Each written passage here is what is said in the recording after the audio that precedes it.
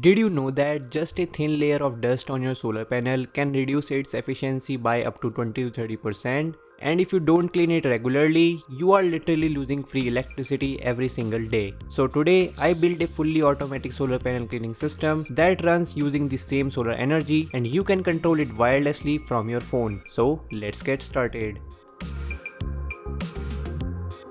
These are the main components I am using for this project. Right now it might look a bit confusing, but don't worry, I will explain everything step by step. Just stay with me till the end and you will clearly understand the complete working of this project.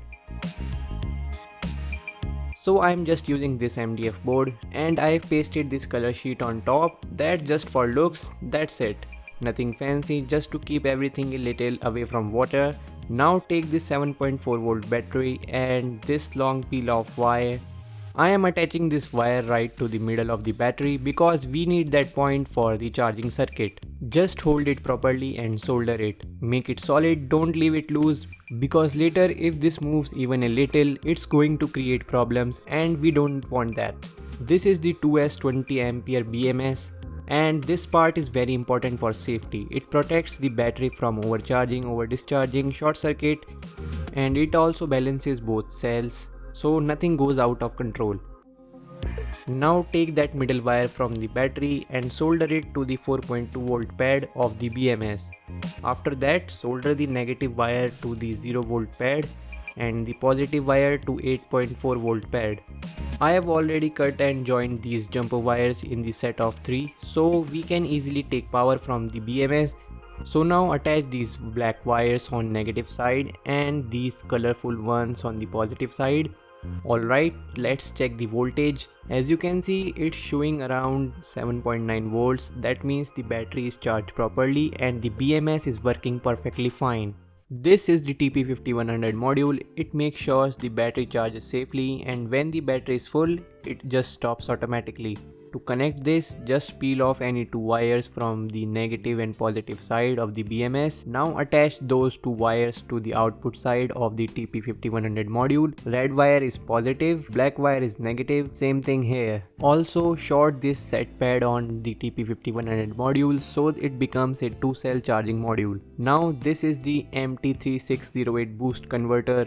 It boosts the voltage at the output side. We are using this because the solar panel is 6 volt and we can't charge the 7.4 volt battery directly with 6 volts. So by using this boost module, I will convert this 6 volt to around 9 volt and then use that to charge the battery. Now connect these two wires from the BMS to the positive and negative side of the booster module. And for the solar panel structure, I designed a simple 3D model in Tinkercad, but as you know, I still don't have a 3D printer, so I am using JLC 3Dp's 3D printing services. JLC 3DP is a well-known manufacturer of 3D printed parts. They have a 3000 square meter of factory and over 300 industrial grade 3D printers. They also provide 3D printing services for those who don't own a 3D printer and need to prototype their project at low cost. They offer 3D printing with a variety of technologies and materials. To order your parts, just visit jlc3dp.com, upload the STL file I provided in the description, choose your preferred settings and place your order. JLC 3DP delivers to 180 plus countries, so no matter where you are, your parts will arrive safely right at your doorstep. I received my 3D printed parts within a week of placing the order. Big thanks to JLC 3DP for providing a fast shipping option. Now let's see how our 3D printed part turned out. The print quality is amazing, the structure has no bends, and this 3D printed part is also waterproof, which makes the solar panel cleaning system possible. Now let's back to the build. This is the XL4015 module. On the input side, we will give it 7.4 volt or whatever the battery is giving. Then we will adjust the small potentiometer and set the output to around 5 volt. This 5 volt will safely power the ESP32 continuously without overheating it or damaging it. Okay, now just take the negative and positive wires from the BMS and connect them to the input side of the XL4015 module. I just don't know what happens, but I forget the connections of the relay and pump, so I attached 2 more wires on the BMS.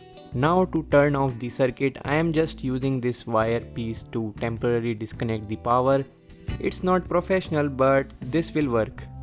Now let us set this to 5V from the potentiometer on top of this module. Right now it's showing 7.75V, but we want 5V, so we will set it using screwdriver. Now after adjusting, it's showing 5.24, 5.29V, which is good enough to power the ESP32 module. Now take 2 male to female jumper wires and connect them to the output of XL4015 module. Black wire is negative and white is positive.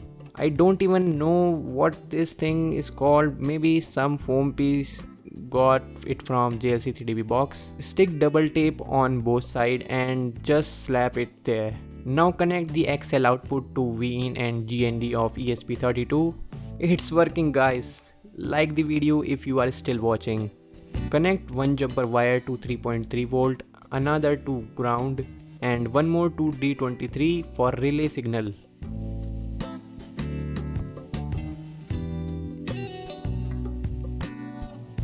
Now it's time to connect the relay as well. Just connect the wires like I am doing, read the labels on it. I am honestly tired of telling you all connections, so here's the circuit diagram for your reference as well. This is the 6V solar panel we are using. We just need the panel, so I will remove this plastic part and we will only use this. Now just slide it into the structure, and as you can see how easily it slides in. This wire here is too long, so I will just cut the part we actually need. This is the pump we are using right now, and I have extended the wire using the leftover wire from the solar panel. We just have to stick this on the bottom of the inbuilt tank of the structure.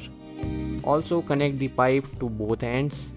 I don't even know which terminal is positive and which is negative, so I will just check with the multimeter. Okay, as you can see it's showing negative 2V, but when I will reverse it, it shows positive value. So the cream color wire is positive and the white one is negative. Now solder these wire on the empty module according to the terminals. Next, peel off the wires of the pump, and remember, here the cream colored wire is negative and the white one is positive. I will just connect the white wire to the anode terminal of the relay, then take the positive wire from the BMS and connect it to COM pin of the relay. This will act as a switch and save our electronics from the pump load. So this is why we were short of the wire that time.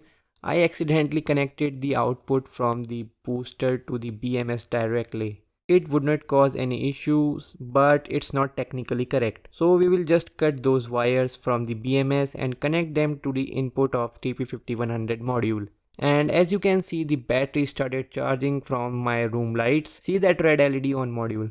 That's why watching the full video is necessary guys. And before we upload the code, a big shout out to Altium, a platform that makes electronic design easier, faster and more connected. It lets your team collaborate in real time by sharing designs, managing versions and staying in sync from anywhere.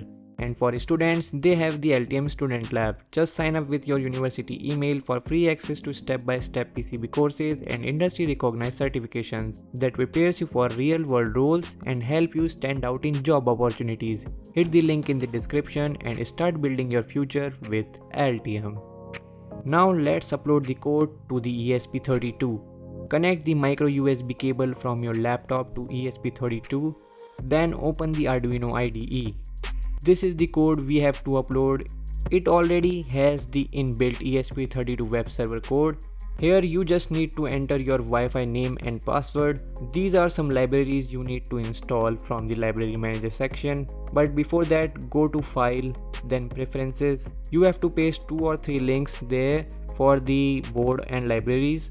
I have also given all of that on my blogspot along with the code itself. Link is in the description. Now go to Tools, in the board option, click on Board Manager, then search for ESP32 and install the board interface in Arduino IDE.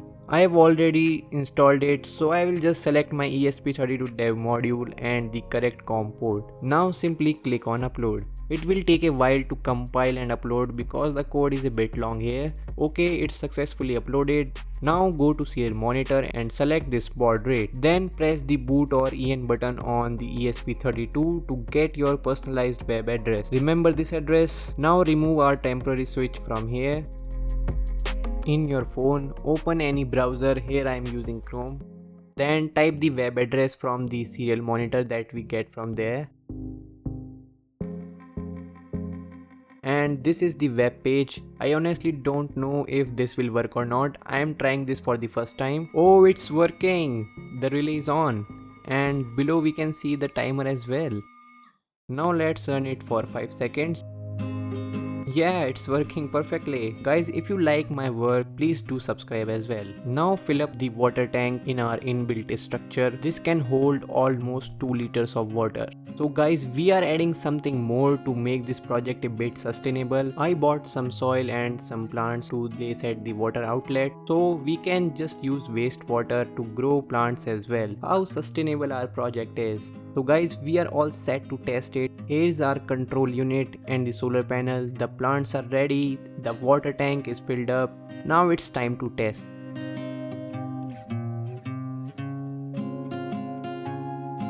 Let's set it for 5 seconds only.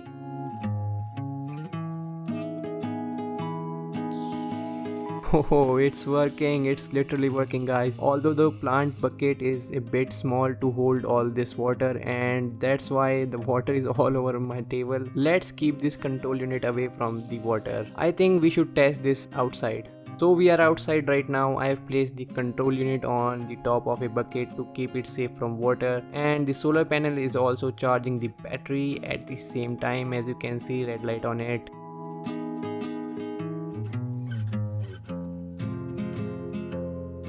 Let's set this to 5 seconds again.